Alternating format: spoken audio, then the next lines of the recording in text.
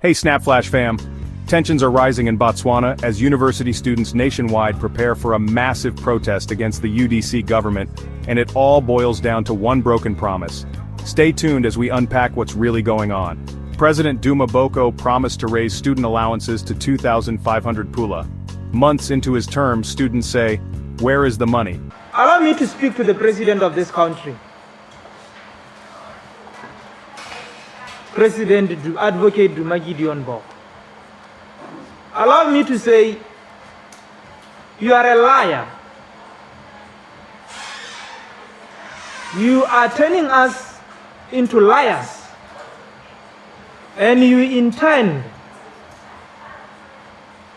to turn this nation into a nation of liars. Explosives, fiery, militant as they come, representing that spirit of militancy that you all must display and enact.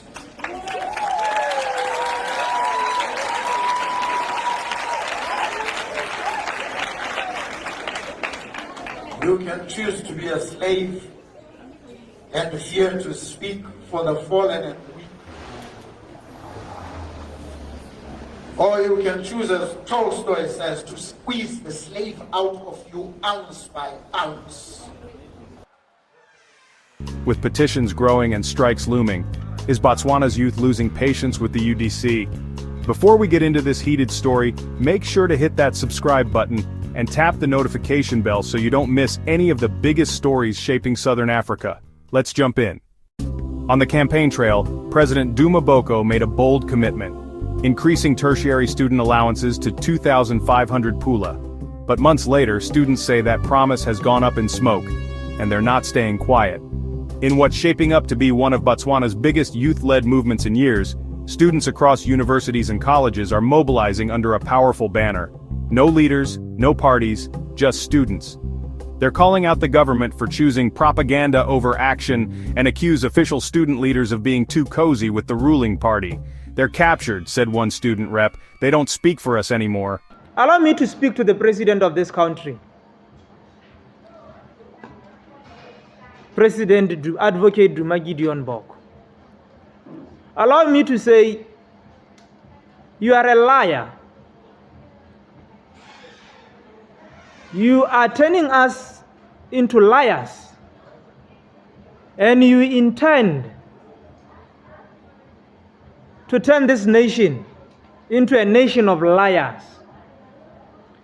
It is either that, or you are a guy who made promises that are miscalculated, that are misinformed.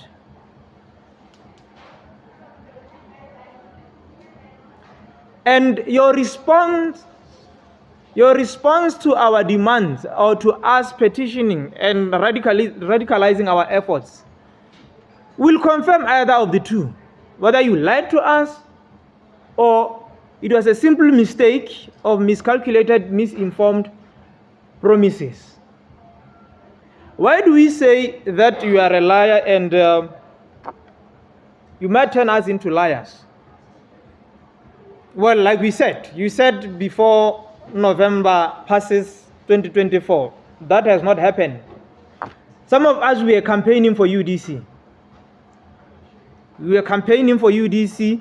We went around, we told the students, before end of October, you are getting your allowances, as UDC has promised. The students are angry at us, and they are calling us liars. How do we respond to that? When the president, when he addresses SONA, he ignores. Vice President, he offers budget speech, he doesn't say anything.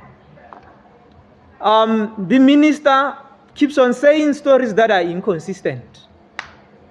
That is where the narrative of lying and turning us into liars comes from. But if indeed it was a mistake and miscalculated promise, you have to come back to the student and acknowledge that what you said has not happened. And what are the reasons? It does not end with acknowledging.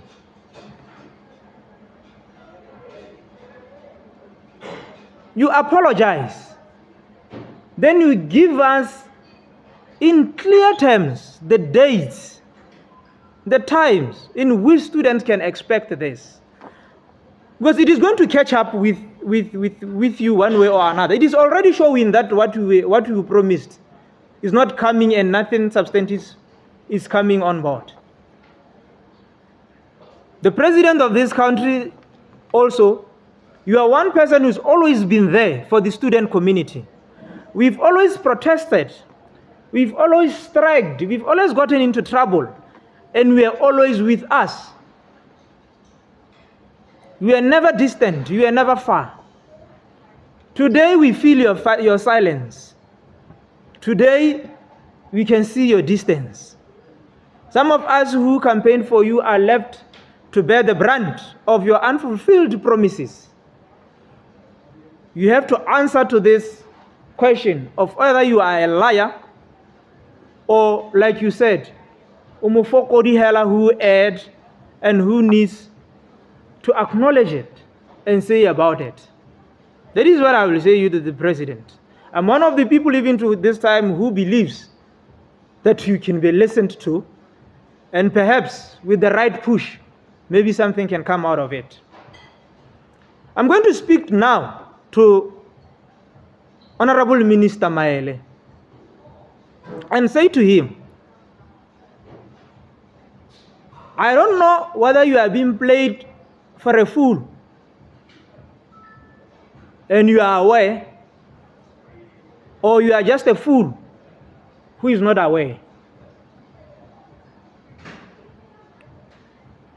Your track record so far, it shows that we've been the bearer of lies and false promises and disappointing addresses.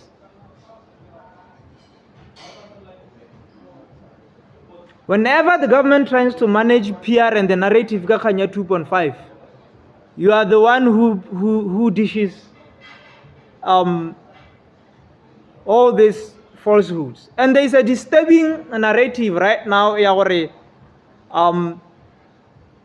Minister Maele is failing with the issue of 2.5.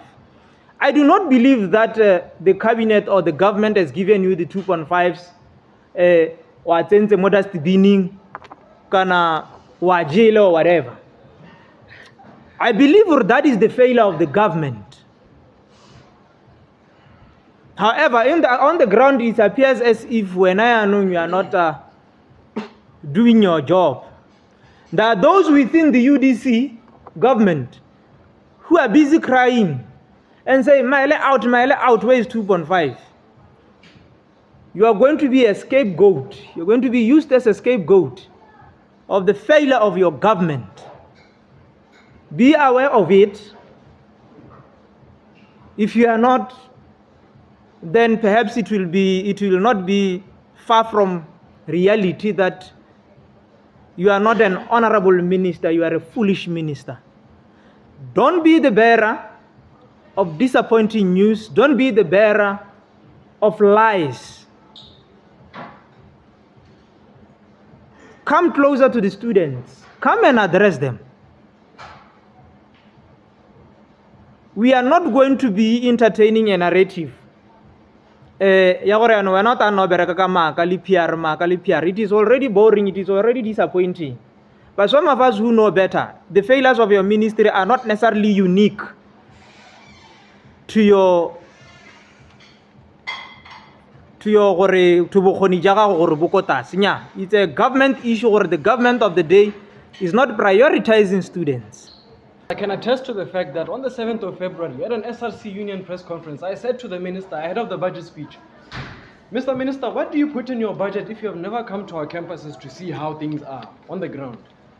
No acknowledgement of receipt was made by the minister to say he has come alive to the fact of what I've put down. I then see at the end of February, the minister is calling student leaders to his office to come talk about 2.5. And the feedback is that, comrades, there's no money, that's it. Such is unacceptable. It's direct neglect by the minister. And so again, I reached out. A lot of people saw the open letter that I sent after the biggest announcement of the year, which did not include the 56,000 in the mainstream higher education institutions. I reached out, and again, to this day, no acknowledgement of receipt. This is a minister who is running away from his job. Let's just be honest about that fact.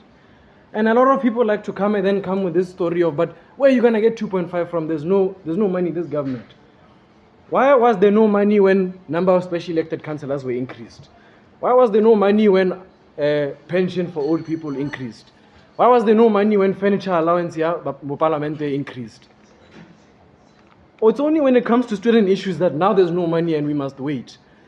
And people like to say, no, but we must wait until next financial year. The minister has not said until next financial year. He says there's no money, meaning that in actual fact it could never come. But here's the deal, there is money.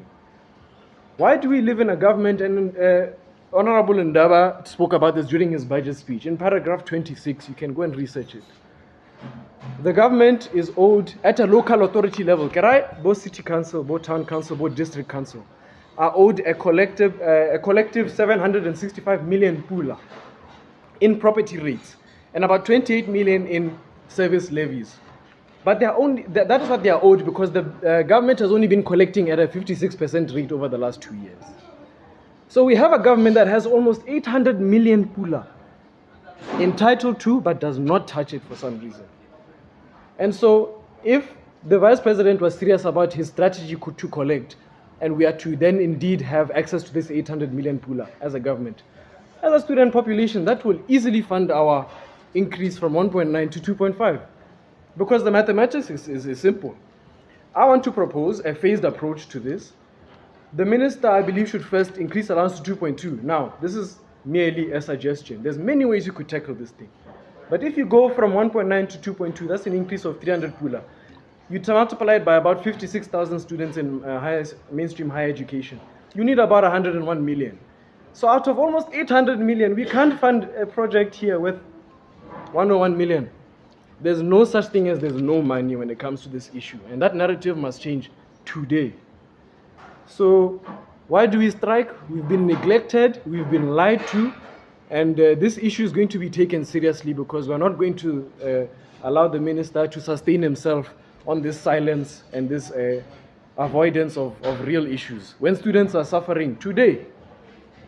With August around the corner, the clock is ticking. Students are gathering thousands of petition signatures and prepping for a nationwide shutdown with Gaborone set to become ground zero for what they're calling a peaceful fight for dignity. And it's not just about money. This isn't political, one student organizer said. This is survival. You can't promise us support and leave us stranded. As of now, there's been no official word from the Ministry of Tertiary Education. But inside sources say the government is watching the situation closely, especially as criticism grows around press freedom, youth unemployment, and economic recovery under the new administration. Should President Boko be held accountable for the allowance pledge? Do you think this protest will bring real change, or will the government hold firm? Let's talk in the comments. If this story matters to you, give it a thumbs up, drop your thoughts below, and subscribe to SnapFlash for more stories that matter to young Africans. Hit that bell so you never miss an update. Botswana's students are done waiting. With petitions signed and protests planned, the message is clear. Mr. President, promises must be kept. We'll keep following this developing story, so stay tuned, stay sharp, and stay SnapFlash. See you in the next one.